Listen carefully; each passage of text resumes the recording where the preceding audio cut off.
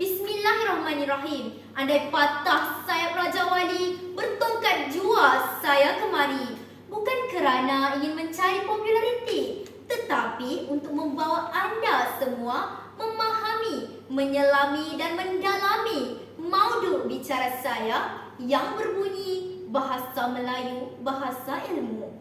Sekalung aspirasi saya kalungkan buat saudara pengerusi, kombinasi intelektual bervisi. Seterusnya hadirin dan hadirat yang dikasihi dekat di hati.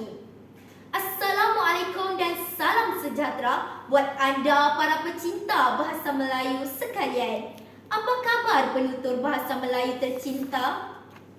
Tuan-tuan dan puan-puan yang saya kasihi, sarjana Belanda Francois Valentijn ada berkata, sungguh luas tersebarnya bahasa Melayu itu sehingga kalau kita memahaminya, tidaklah kita kehilangan jejak.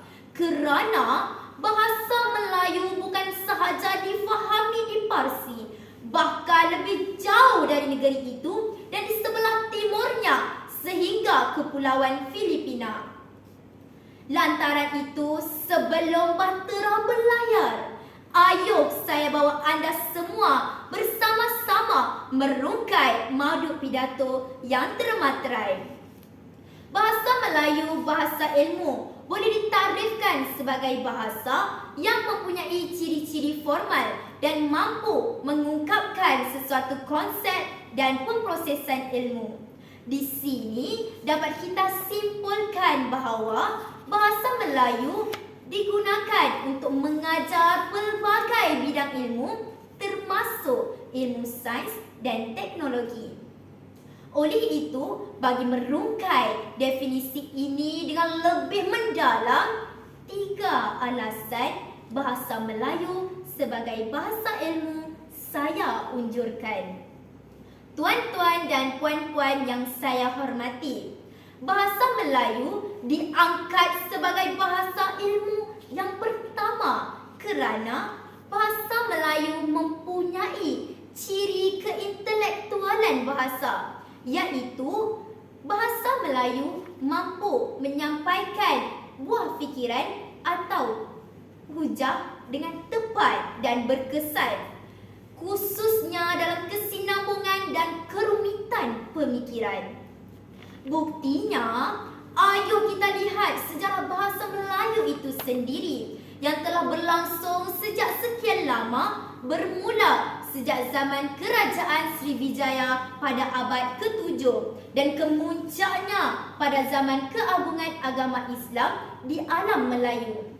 Bahasa Melayu pada zaman itu amat penting untuk menyebarkan agama di Asia Tenggara, sehinggakan kitab-kitab agama diterjemahkan ke dalam bahasa Melayu dan telah dipelajari oleh orang bukan Melayu seperti orang Cina, India, Arab, Parsi dan orang dari Barat. Adakah mereka mempelajari bahasa Melayu untuk perniagaan, perhubungan antara negara dan raja semata-mata? Sebenarnya tidak. Pengembangan ajaran agama, terutama agama Kristian dan Islam, juga menjadi penyebab bahasa Melayu dipelajari ketika itu. Ironinya, banyak karya besar dalam bidang kesusasteraan, ilmu teologi, metafizik, tasawuf serta falsafah dihasilkan dalam bahasa Melayu. Bustan Al-Salatin misalnya, sebuah naskah kesusasteraan Melayu karya Syekh Nuruddin Ar-Riniri telah menceritakan kepelbagaian ilmu dari ilmu tasawuf sehinggalah ilmu kepustakaan Melayu. Tuan-tuan dan puan-puan yang dirahmati, alasan kedua bahasa Melayu diangkat sebagai bahasa ilmu ialah bahasa Melayu mempunyai kelenturan bahasa yang unik dan tersendiri. Maksudnya, bahasa Melayu boleh menyesuaikan dan disesuaikan dengan alam sekitar dan pembaharuan-pembaharuan yang berlaku dalam masyarakat. Dengan kata lain, bahasa Melayu boleh menerima dan menyesuaikan diri dengan sistem ejaan baharu pada kata-kata pinjaman. Buktinya, ketika penyebaran dan pengembangan pesat bahasa Melayu pada zaman keagungan agama Islam di alam Melayu, telah lahirlah buku-buku dalam bentuk daftar kata seperti Melayu Cina, Melayu Itali, Melayu Belanda dan Melayu Inggeris. Lihatlah betapa agungnya bahasa Melayu sebagai bahasa ilmu, sehinggakan seorang pengembara Rusia yang pernah tiba di tanah Melayu pada tahun 1798,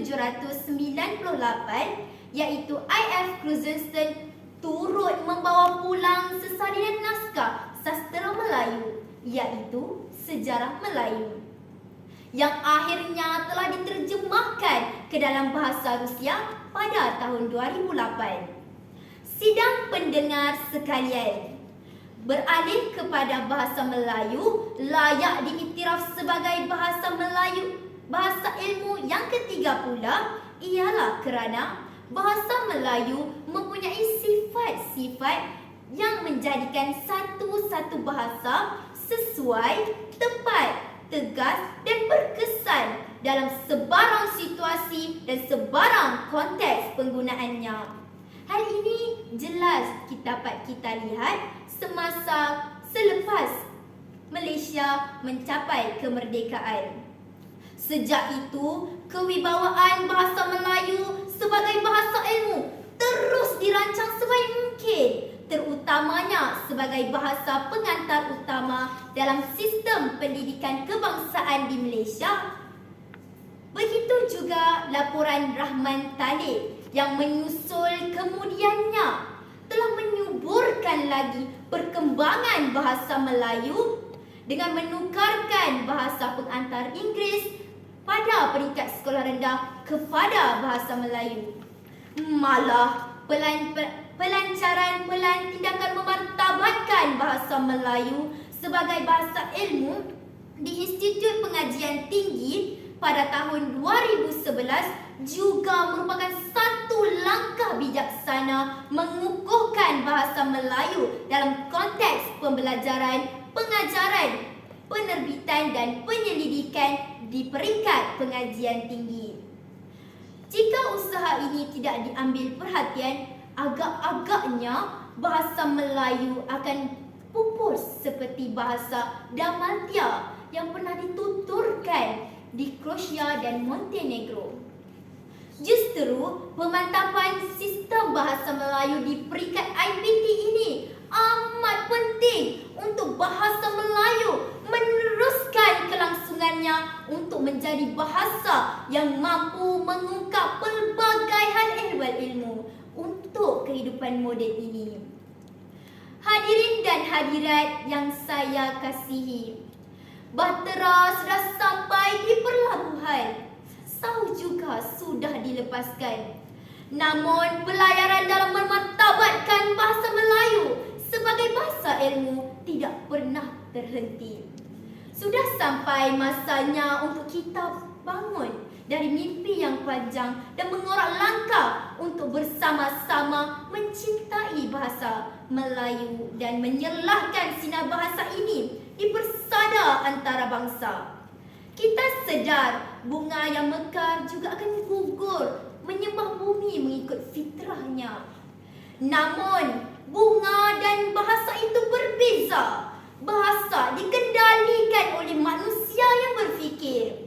Jika kita membulatkan iltizam dan tekad di hati, pasti bahasa Melayu terus mekar mewangi. Ayuh bangunlah bangsaku, andalah penerus legasi bahasa Melayu, bahasa ilmu. Benarkanlah kata-kata Laksamana Hang Tuah, takkan Melayu hilang di dunia. Sekian, terima kasih.